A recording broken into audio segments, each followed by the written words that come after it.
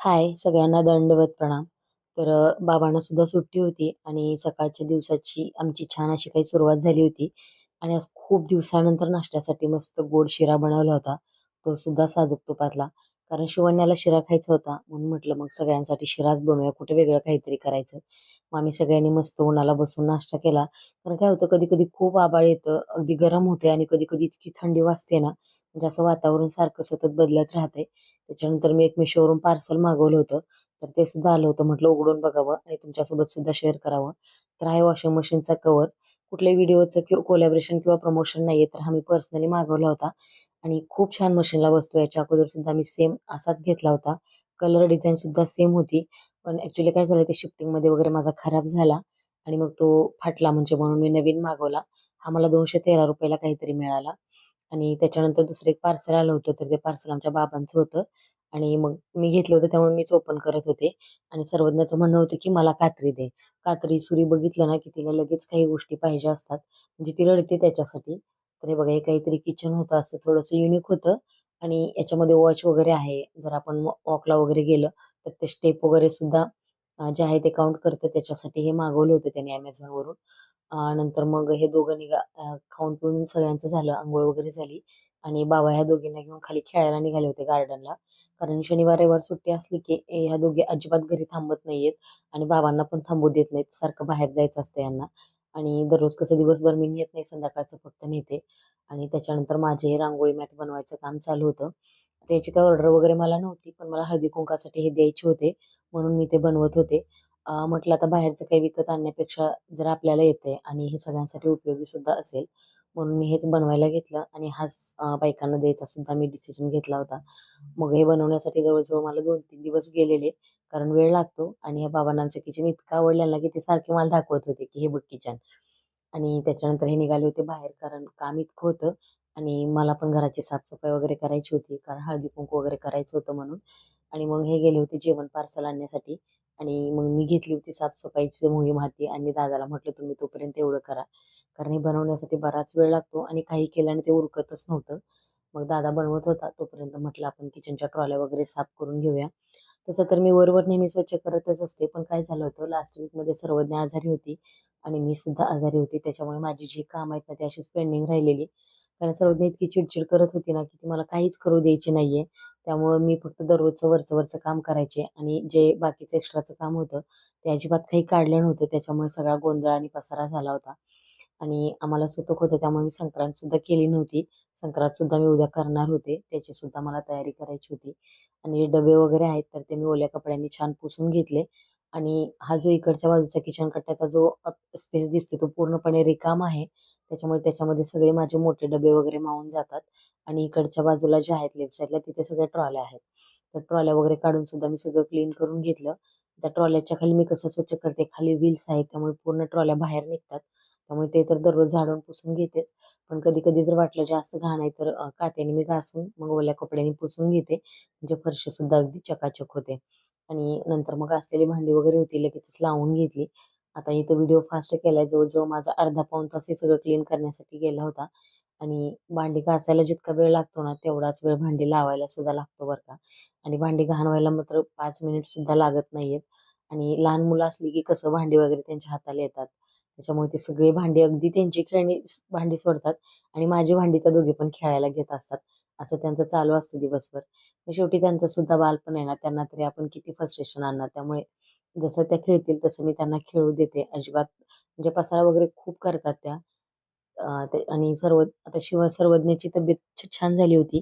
पण शिवण्या आजारी पडली होती. शिवण्याला थोडंसं जुलाब-उलटीचा त्रास होत होता आणि तिला विकनेस सुद्धा आलेला. त्यामुळे तिला थंडी वाजत होती आणि ती अशी दिवसभर घरात पांघरूण घेऊन बसत होती. कारण काय आहे त्यांचं गॅदरिंग जवळ येतंय स्कूलचं अॅन्युअल फंक्शन आणि हिनं थोडं 3 गाण्यामध्ये भाग घेतलाय. त्यामुळे प्रॅक्टिस करून सुद्धा हिचे पाय खूप दुखतात. पण तिला म्हटलं मी, की एखादं गाणं कमी कर, पण तसं नाहीये. तिला तिन्ही गाण्यामध्ये डान्स करायचा आहे. कारण डान्स म्हटलं की आमचा जीव की प्राण. आणि आज आमच्याकडे होतं चायनीज. पार्सलच आणलं होतं आणि आम्ही आज चायनीज खाणार होतो. आणि शिवण्यानं काही जास्त खाल्लं नाही. सर्वज्ञाने सुद्धा खाल्लं नाही. आम्हीच तिघांनी खाऊन घेतलं. कारण कामच एवढं होतं आणि वेळच नव्हता स्वयंपाक करायला. आणि शिवण्या सुद्धा आजारी होती. त्याच्यामुळे त्यांना मी अगोदर सकाळी खायला वगैरे दिलं होतं. पण दुपारी काही त्यांनी चायनीज वगैरे नाही खाल्लं.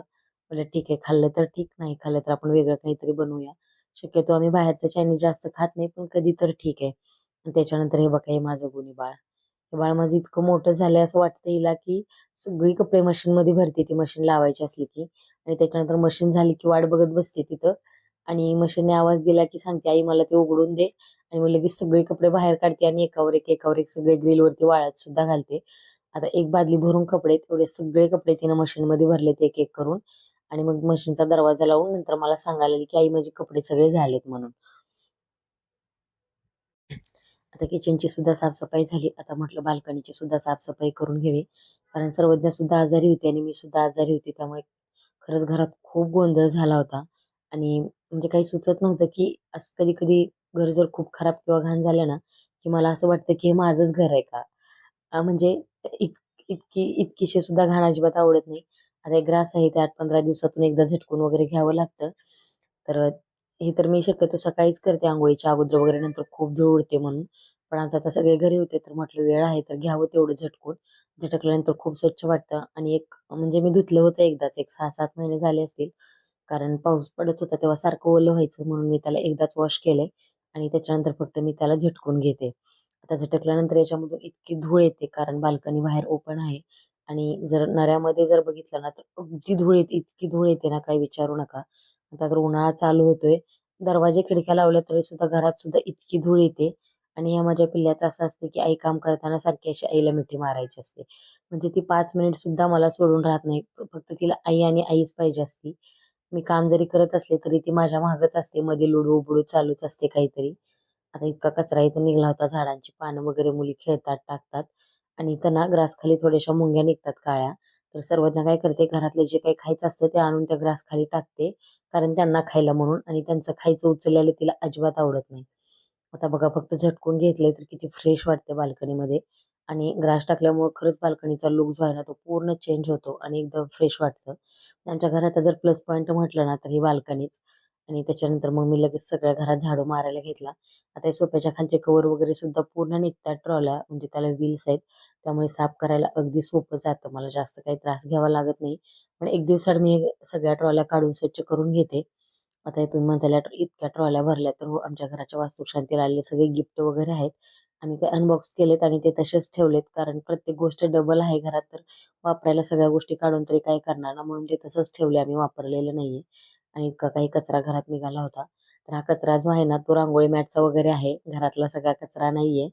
कारण ते कॅनव्हास वगैरे कापलेलं होतं, तर त्याचा पण कचरा आहे तो. नंतर कचरा वगैरे सगळा काढला आणि म्हटलं आता मग झाडं वगैरे पण स्वच्छ करून घेतली होती. त्याच्यानंतर मग मी लागले आता किचनच्या कामाला. भांडी वगैरे लावली होती. कारण ट्रॉल्या थोड्याशा मागं-पुढं होतायत. म्हटलं त्यासुद्धा नीट करून घेतल्या आणि आता चहाचा टाईम झालता. म्हटलं सगळ्यांसाठी चहा करूया. कारण दिवसभर कामच चालू असतात. एक केलं की दुसरं, दुसरं झालं की तिसरं, आणि इतका मोठा दिवस असतो म्हणजे लोकांना दिवस जाता जात नाही. आणि खरं सांगते मला तर दिवस अजिबात पुरत नाही. असं वाटतंय आता तर सुरुवात झाली आणि लगेच संपला, म्हणजे माझी कामं सुद्धा संपत नाहीत तोपर्यंत माझा दिवस संपतोय. त्याच्यानंतर सगळ्यांसाठी मस्त चहा वगैरे केला आणि त्यांना चहा टोस्ट नेऊन दिले. आणि सुट्टी असली ना, की हे अजिबात बाल्कनी सोडायचं नावच घेत नाहीयेत.